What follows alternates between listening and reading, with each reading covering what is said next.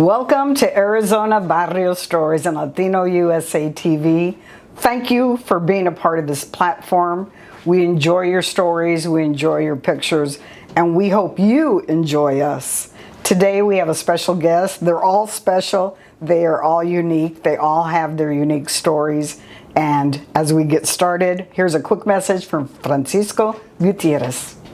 This segment brought to you by Gutierrez Law Firm. Hola mi gente, I'm attorney Francisco Gutierrez and a proud sponsor of Arizona Barrio Stories. I grew up in the Anat Barrio and I've been practicing law now since 1984. Experience really does matter. If you've been injured by someone, call me, let's talk. Welcome back.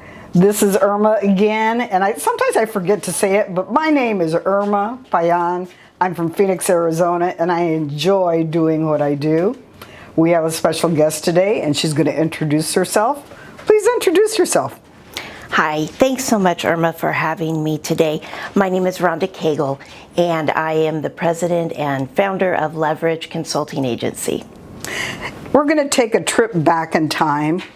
Tell me, where did you grow up? Tell me a little bit about little Rhonda. What kind of grammar school or elementary school did you attend? So little Rhonda moved about every year, sometimes more than once a year growing up. I was born in Southern California, lived all over Southern Cal, Oregon, Washington, Arizona a few times.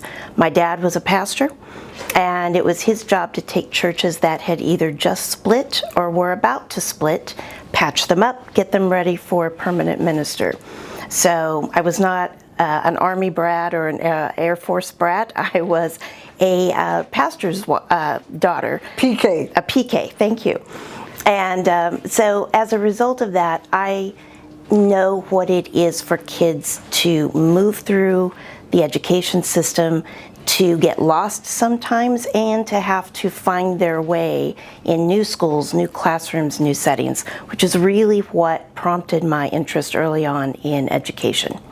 Tell me about yourself in high school. Did you move around too as you were in high school? So by the time I was in high school, I was here in Phoenix. So I'm not quite a native, but almost. And that was really the first stability I had in attending a school consecutively for 4 years in a row. And at that time, did you start thinking, when I grow up, I want to be? So for me, it was, I've always wanted to help. I've always wanted to help people.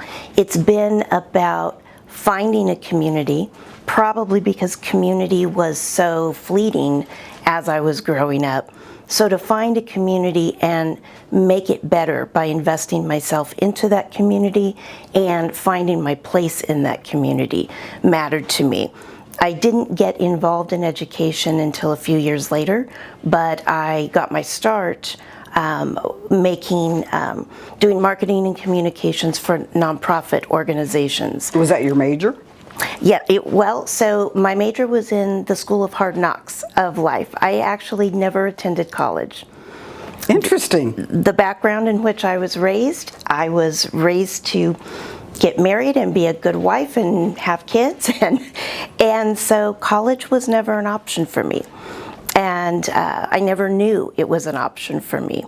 And that's probably another reason why education has become so fiercely important in my life.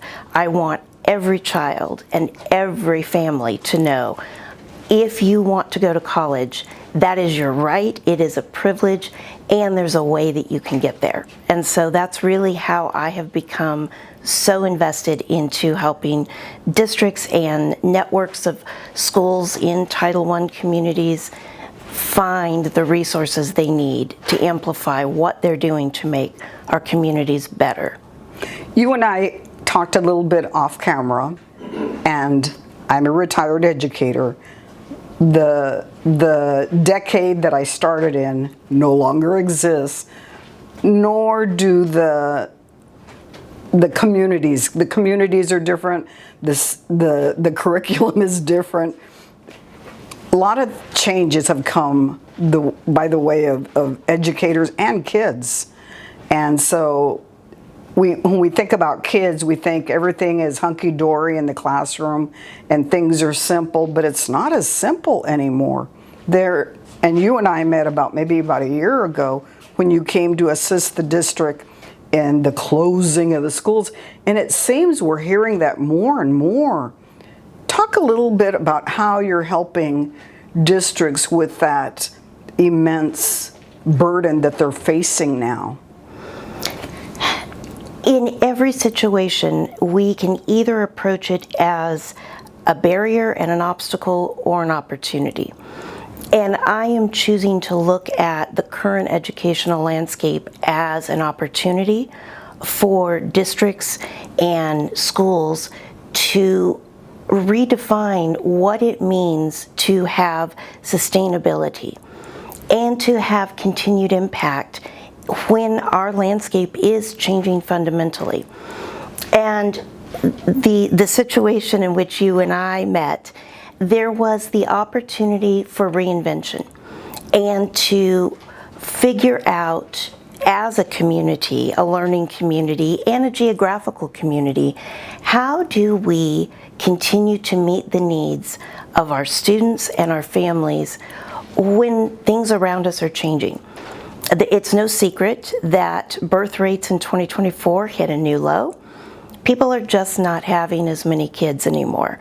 And so how do schools and districts that were built upon the premise of always needing more space, always growing, always expanding, they're suddenly shrinking?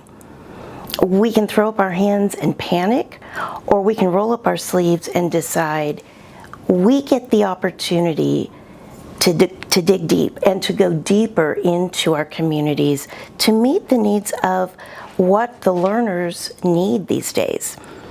Yes, reading, yes, writing, yes, math, yes, science, but also yes to opportunities in AI, in technology, in early exploration of career and in post-high school opportunities.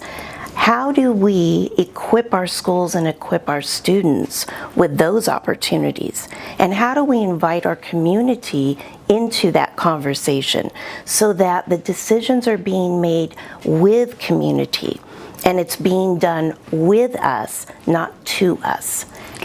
When I was getting ready to retire, they started talking about STEM and STEAM. And AI wasn't even heard of, but that's now a part of everyday jargon when people mention certain things.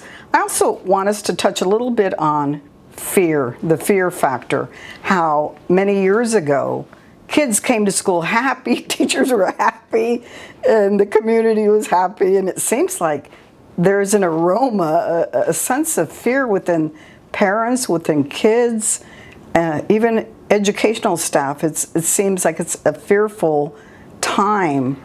How do you empower, how do you approach this when you talk to people within the educational community? So in my districts and schools that I'm privileged to serve and partner with, we're talking about the things that are always fundamental to maintaining safe communities, and that's communication, that's relationships, and that's collaboration. It takes all of us working together to make our schools places of safety and places of success. And so that means things as simple as families understanding the importance of having their children at school. No matter what's going on in our communities, school is still the safest place for a child. And the educators who are there to serve every single student. And so our schools are places of safety, but it takes all of us working together, getting our kids to school every day, working as a family to make a social media plan, an online engagement plan, so that kids are not sucked into things of cyberbullying and all of these things that we hear about. And if families are working together to make sure that online discourse is productive and positive and safe, and then speaking up when they see something that maybe is concerning, that's a way we can all work together. with the schools and the families in partnership, making sure that we're all collectively doing what's best for our kids. I think you hit it right on the head, the communication factor. I've talked to people at times and friends that have children still in school, and I ask, have you talked to the teacher? Oh no, we only talk at conference time. And it's like, what? Only at conference time? Anyhow, but I think communication is the key, having your door open, willing to take those parents and, hey, let's have a chat. But I think that's something very specific that schools need to zero in on. Before we wrap up, what do you see for the future? I know it's hard to see into the future, but your ideal campus, what are the things that the ideal campus has? That's a great question. I think some of it is about age, in terms of thinking about high school learners versus our elementary learners. But regardless, it's places where children can explore their options and their opportunities. Schools should help kids see beyond the barriers, whatever the barriers that they're facing are. The school is the place that lifts them above all of that. So they have a clear vision of the landscape that's in front of them and the opportunities that are waiting for them. And then number two is the school is the connector for those opportunities. They are the ones that help the child navigate how to get to that next step, how to find that next opportunity. I think you should be a principal. That would be an ideal place. As we close, when you think back to your childhood or your barrio or where you grew up, what are the fond memories that come to your mind that make you smile? Reading. Books were my friends. I moved so often I didn't really have a lot of friends growing up, so books were my friends. So having a book, always with a book, always exploring new worlds and new lands and new ideas through reading, that was huge for me. It still is. And I think, honestly, having places where I felt heard and seen. I think that's why I gravitate to working with Title I schools specifically, because so often our communities in these areas, people don't feel heard, they don't feel seen in many cases. And I remember what that felt like because of moving so often. And so for me, when I found my places where I knew I was heard and seen and valued, that meant everything to me. And I want our schools to be that for our students. There's probably a lot of little Rhondas out there just like you that are looking for that niche, looking for that place to feel secure, safe, and accepted by others. Rhonda, I want to thank you for coming on our show today. Thank you for giving us a little bit of insight in what you do. And I know you and I are going to see each other again. And thank you for what you do for the community and for other school districts and empowering teachers and administrators and giving them that vote of confidence that there is a better day out there for us. Thank you so much, and thanks for making me a part of your community. Thank you. This is Irma from Arizona Barrio Stories.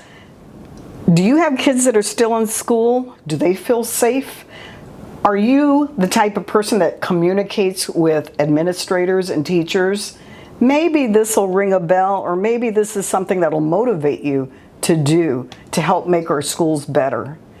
This is Irma signing off, and as usual, we will see you soon.